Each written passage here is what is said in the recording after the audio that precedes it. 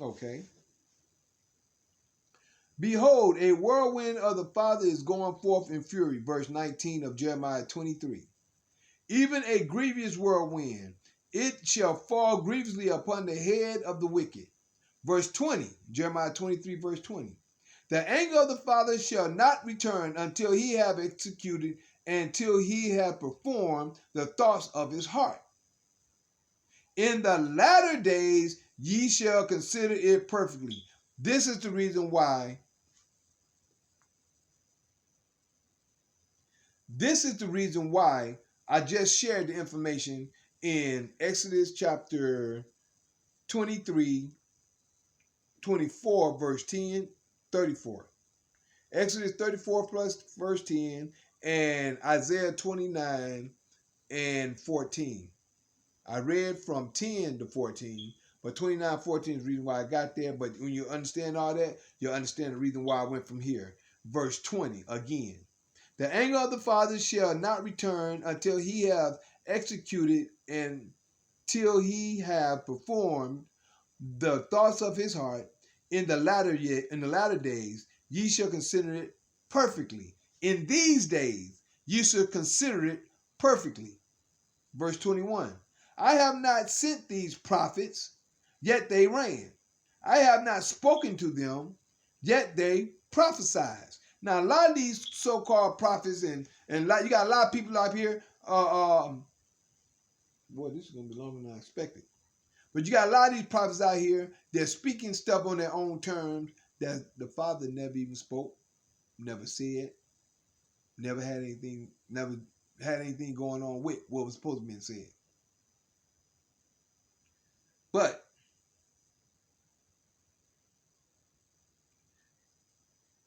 he said he never sent them. I have not spoken to them, yet they prophesied. A lot of them coming from seminary school. They just want to go and be a prophet or be a priest and not even know what the Father actually said. But they learned from the seminary school, which is given from the Christian empire, and gave you their way of thinking to give you what it is that they want you to speak. And you're deceiving the people. You're deceiving the people. But if they had stood in my counsel, verse 22 of Jeremiah 23, and had caused my people to hear my words. Verse 22 is a powerful one. But if they had stood in my counsel and had caused my people to hear my words, then they should have turned them from their evil way and from their evil of their doings. And a lot of people don't want to listen. You try to talk to them, try to tell them, they too busy talking. They think they know everything, and that's the reason why they're going to end up in the wrong place at the wrong time or get their butt tore up, because the Father know how to whoop you. He chastised those he loves. So if the Father love you and you ain't listening, he gonna get you to hear. But you might end up either being a vagabond, you might end up being somebody that's going down the wrong road to the point where there's no return. You might end up out of here. And there's many ways to the wrong road. But out of here means that you ain't coming back. Verse 23. Am I a father at hand? They say God, but am I a father at hand, says the Father, and not a father far off? That means, is he not a right now father instead of a father far off?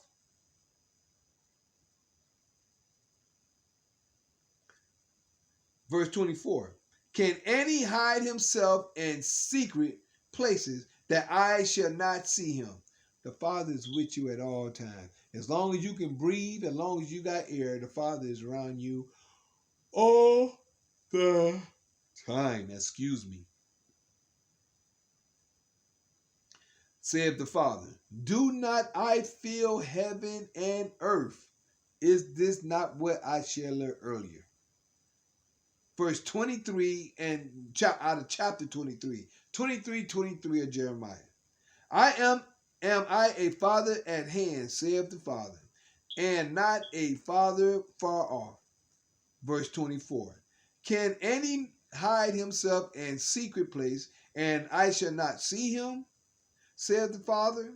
Do not I fill heaven and earth, says the Father. Verse 25. I have heard what the prophet said, that prophecy lies in my name. I got to get some water. Y'all got to excuse me. I got one of my old jugs. Got some alkaline water. I drank some tea. My tea is gone, so excuse me, y'all.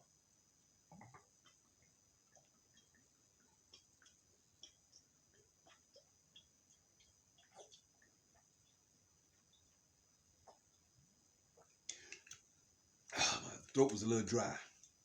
I'm glad I put this down earlier. I try to keep my jugs filled, so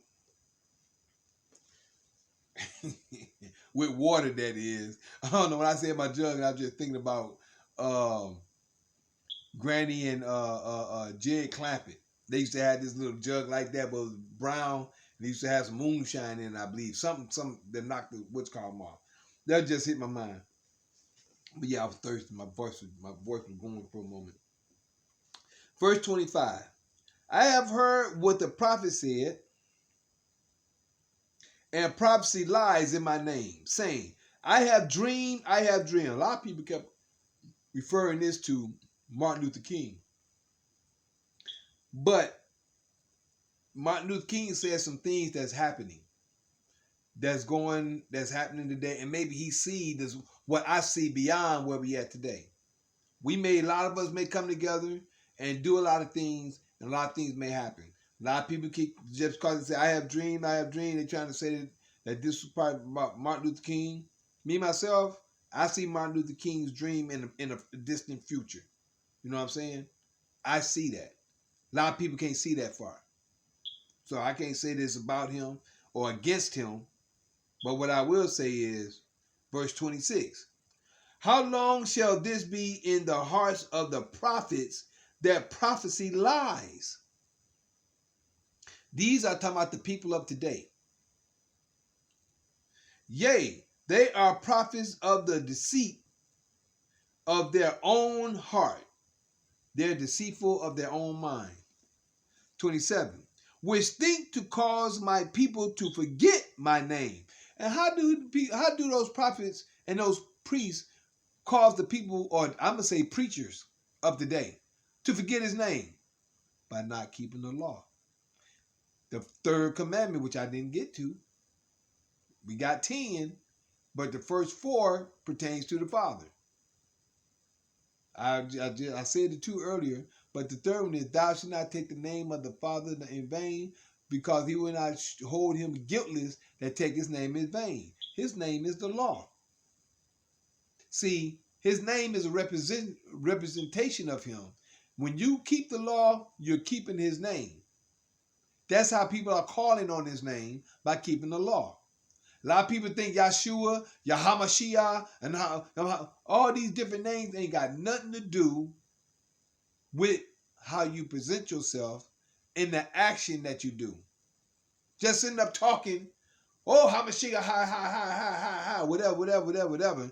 They ain't got nothing to do when it comes to your action. Calling upon the Father's name according to your actions and your works and the things you do.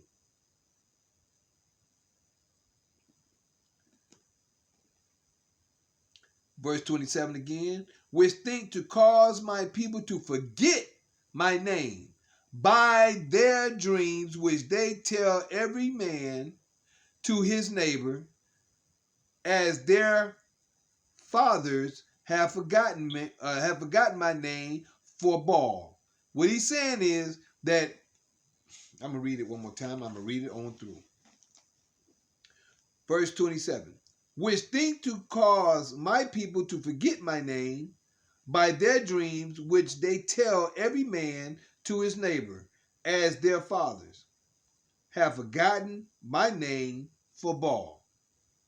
That means they've forgotten his law, because they're doing what they want to do when it comes to Baal, when it comes to all these different deities.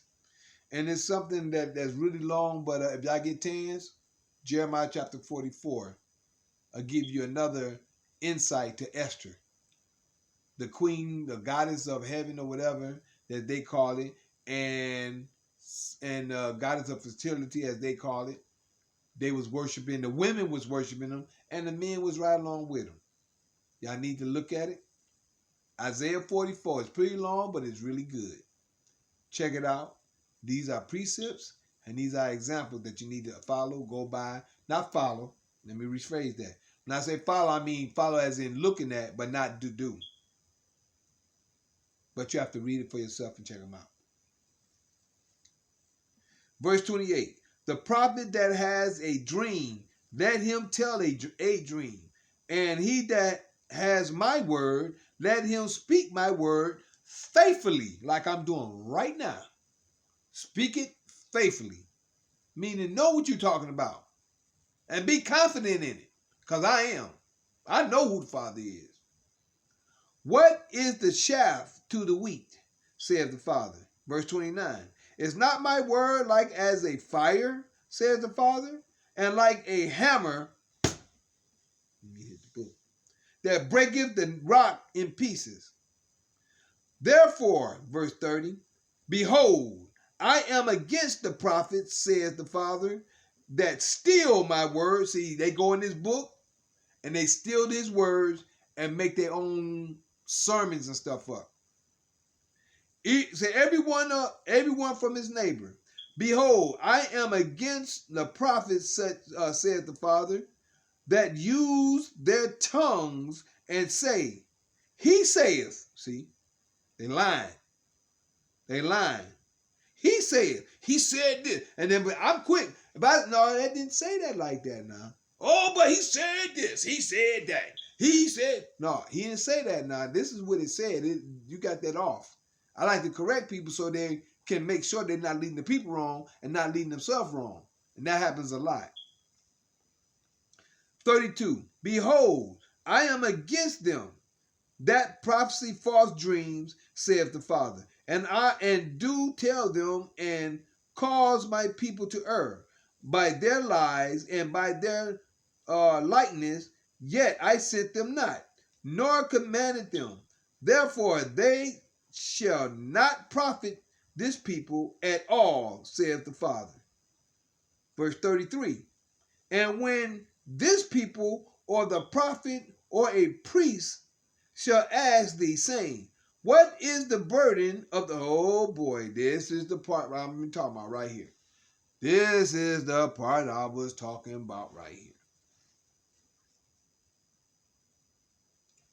This is the part I was talking about. I'm gonna end up making a part 2 for this in a few minutes because I had a few more things I wanted to go into and I also wanted to give you some solution. I always try to give solution at the end of what's going on so we can have an understanding of where we went, where we was, where we are now, and where we're going.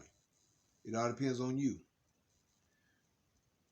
But I'm going to go ahead and let this run a little bit because I think this would be about, I'm probably at an hour now, but we have to see what's going on. I'm going to go ahead and when I clip this one, I'm going to clip y'all two, and I'm coming back for part 2. But right now, 33. This right here is what I meant earlier about people calling the law a burden. It's saying burden here, but although they're saying that we ain't got to keep the law, we under grace now. You have to learn better. Verse 33, Jeremiah 23 and 33. And when this people or the prophet or a priest, see, the people, the prophet, or the priest. I already said this whole talk is about Satan, priests, and prophets. Satan's priests and prophets. This is what this is about. And when this people or the prophet when this people or the prophet or a priest shall ask thee, saying, what is the burden? Why would they ask you? Why would they ask that question? What is the burden of the Father? Thou shalt not say unto them, no, thou shalt then say unto them, what burden? What you talking about burden? I will even forsake you, saith the Father. So if you asking what a burden, it's saying what burden like you asking. What you mean? What you should even know that the Father will never burden us with anything. The law, he said, the law is simple, no different than the Sabbath day. The Father said rest in 6 days, which is the fourth commandment. And he said the the seventh day is the Sabbath rest. In it thou shalt not do any work. Thou nor thy son, meaning man and woman is as one. Thou nor thy son, thy manservant nor thy maidservant, nor thy cattle, nor thy stranger that is within thy gates. For in 6 days, this is the reason why he gave us that day to rest. For in 6 days he made heaven and earth, the sea and all that in them is, and rested the Sabbath day. It's just that simple. I rest. When I get to talking to y'all, I'm going to be in bed the whole night, the whole day, and then the rest of the night, tomorrow night. I glorify the Shabbat. I will even forsake you, said the Father. Verse 34. And as for the prophet and the priest and the people that shall say, see, the prophet, the priest, and the people. You got wicked people all over the land, so they're part of Satan too. Satan's army. The burden of the Father, I will even punish that man and his boy. I can see him being upset. What you mean burden? What you mean? Talk about burden. My burden. That's my law. Y'all talking about the Father's law as being a burden. That's the only thing that I can see here that people trying to say that's a burden, and the law is not a burden. But y'all gonna find out. You see the word. See the word. Thus shall ye say, everyone to his neighbor, and everyone to his brother. What hath the Father answered, and what hath the Father spoken? And the burden of the Father shall ye mention no more, for every man's word shall be his burden. Your word gonna be your burden. For ye have perverted the words of the living Father, of the Father of hosts. Oh man, boy, that right there is telling you what didn't happen. Chapter 23, verse 36. 23 verse 36. And the burden of the Father shall ye mention no more, for every man's word shall be his burden. For ye have perverted the words of the living Father. Is that not what I said that happened with the New Testament? They got the word from the New Testament, from the old, put it in the new. They have it in the new. And now they perverted the word because they manipulated the words to be something that is not. That's part of it. Have perverted the words of the living Father, of the Father of hosts, our King. Verse 37. Thus shalt thou say to the prophet, what hath the Father answered to thee? And what have the Father spoken? But since you say,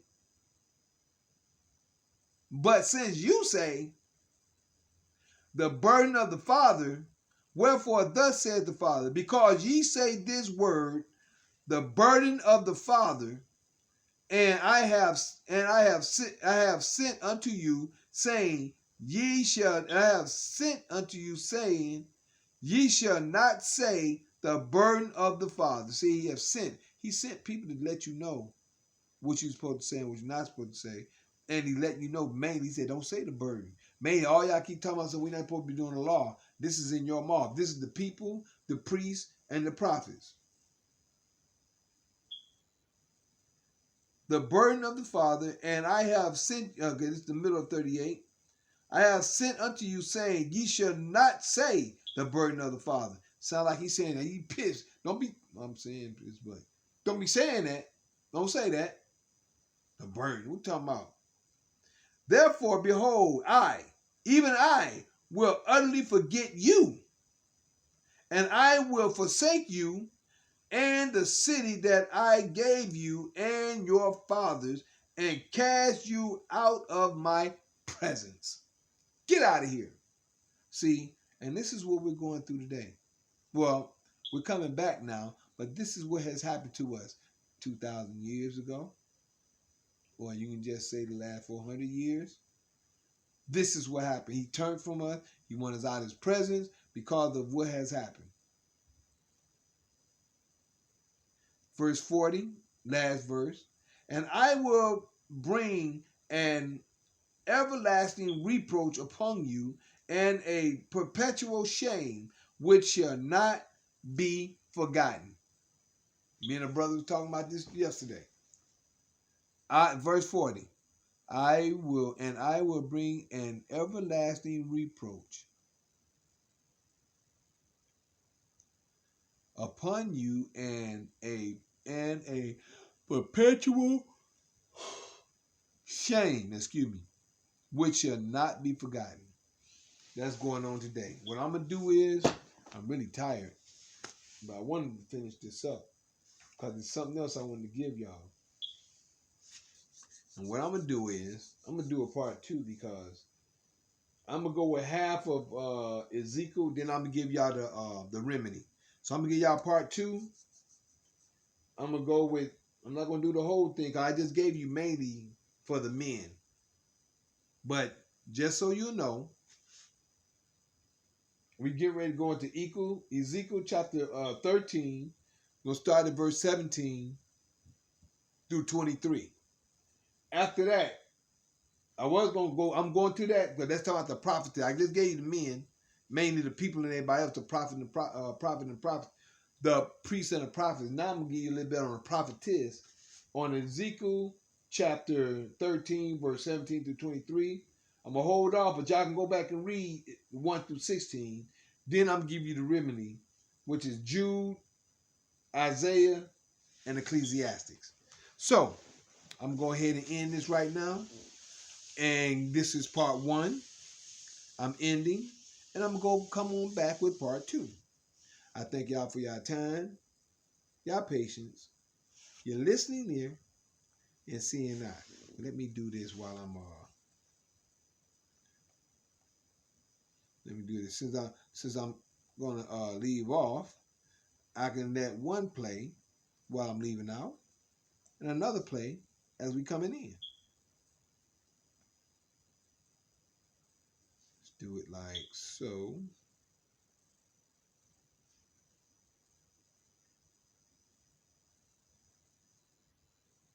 I gotta find my spot.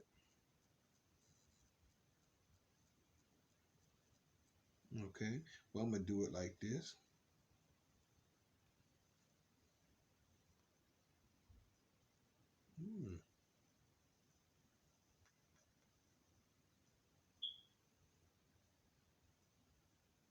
Okay.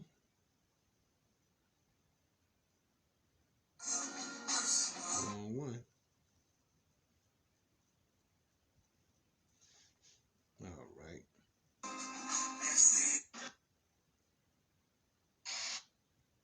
So, we got something special for y'all today. That's my boy KT.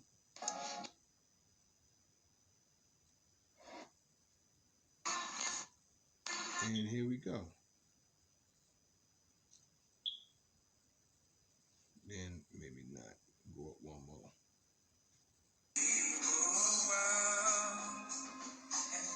Because that's what we're going to come on out with. YouTube and Instagram, family, friends, and the world. This is me.